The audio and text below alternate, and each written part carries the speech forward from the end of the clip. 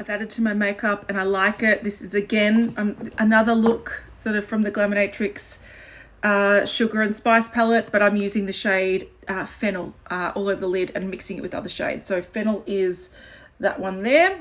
It's beautiful, it's green, it's fun, but that's not what I'm doing today. Today I have decided, while my kids are sleeping, I'm going to pull out all my foundations.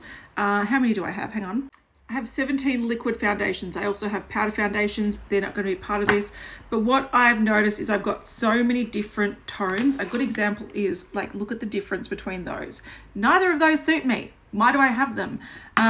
In my head, I'm like, for mixing maybe, and I don't mix them. So I've got my concealer from Natasha Denona that I know is a really good color match for me.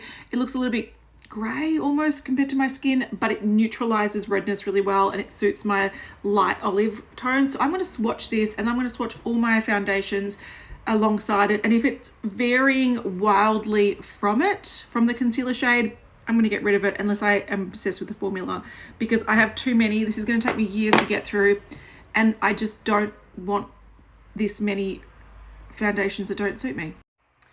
All right, so this is what we're working with. I have L'Oreal, I have Flower Beauty, Marc Jacobs, Revlon, L'Oreal, ELF, LYS, KVD, which I'm trying to pan, CoverGirl, Clinique, 2 Smashbox. I know one of these are going to go because one is too dark.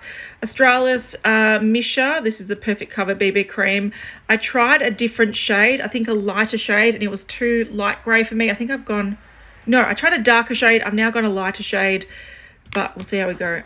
Max Factor and another CoverGirl. Listen, I think is actually unopened. And then down here, I've got a little Nabla mini, like a travel size. I might keep this for just travel makeup, like put it in my travel bag, but this is what we're looking at today. Okay, I have to say, I'm a little bit impressed at how similar these are.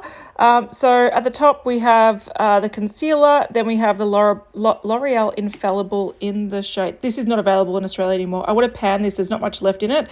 This is the 203.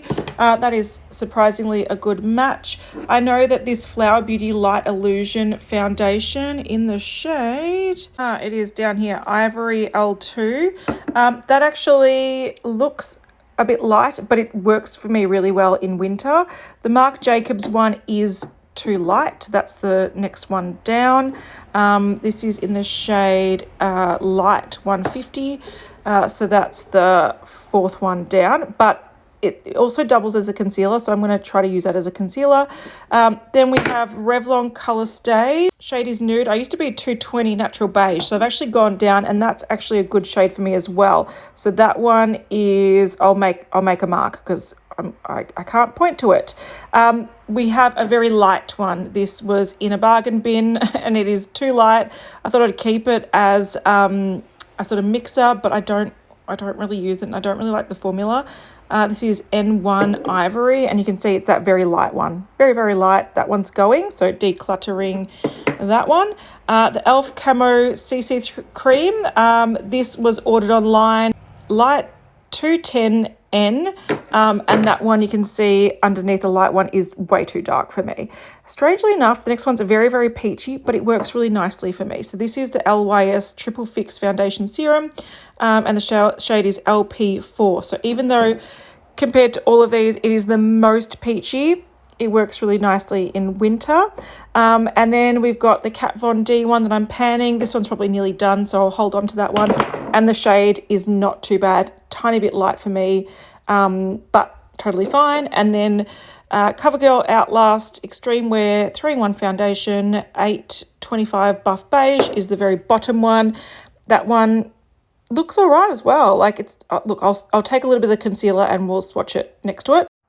Like it's not too bad, not too bad. So there's only a couple here that look really far off the mark. All right, this has gone a little bit strange. We've got some strange orangey yellow tones here that we do not need, and one grey tone. Can you pick that one? Yes, we can, Misha, you're very grey. So again, top is the concealer. The next one is the Clinique Beyond Perfecting Foundation and Concealer. I really like this. I think it's a really good product. Nice, long wear, comfortable. This is the shade, what is that, Linen? Yeah, Linen.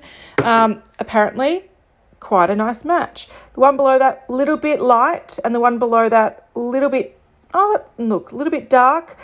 I bought them both to mix them together because I couldn't find my perfect shade, so I bought two, and I think that still stands. So that's these here. There's 1.15 and 2.15, and together they make my probably perfect shade, and I can tweak them all year round.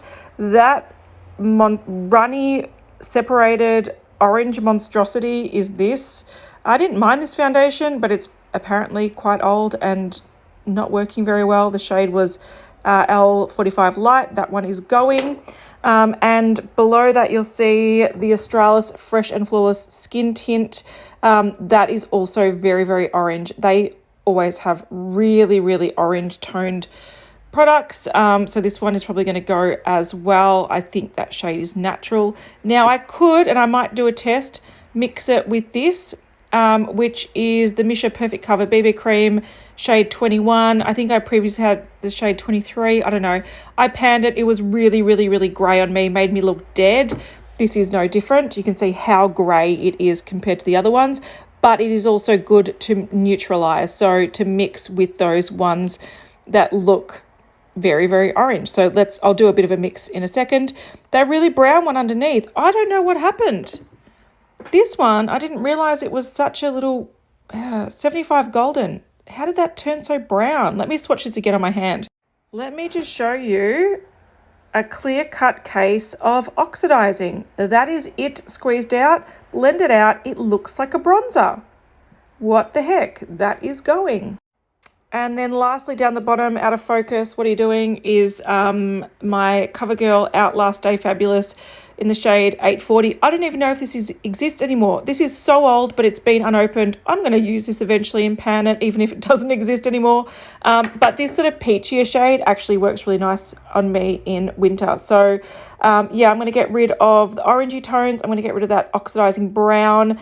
This one is a fairly recent purchase. I don't know why, but people in the comments had made me second guess my opinion on this. So I ordered another one, but in a shade lighter. So I'm going to keep trying this. I'm going to mix it with a few things, see if I can make it, make maybe some more full coverage foundations a bit lighter. And I don't know, but I'm going to mix this with some shades next to it. Hang on. There you go. So you can see that if you do have very orangey toned or yellowy toned foundations, you can actually get something that's a little bit more grey toned. They're harder to find, but this particular product is very well known for it being quite grey, and you can actually create a more neutral shade. So that mixed shade represents the concealer a lot more. These sort of grey tones do work really well if you've got slightly olive tones in your skin and you find that everything just is looking too pink or too yellow. Adding a little bit of grey actually does make it look a little bit more olive. If I liked either one of those formulas, so if I really liked this formula or this one that were very orange on me, I would happily use them up by mixing it. Maybe I might try mixing these two because the Australis one is fairly new. So I might actually try that combination because that mixed shade is actually quite nice, but this watery separated thing can go and this oxidizing mess can go as well.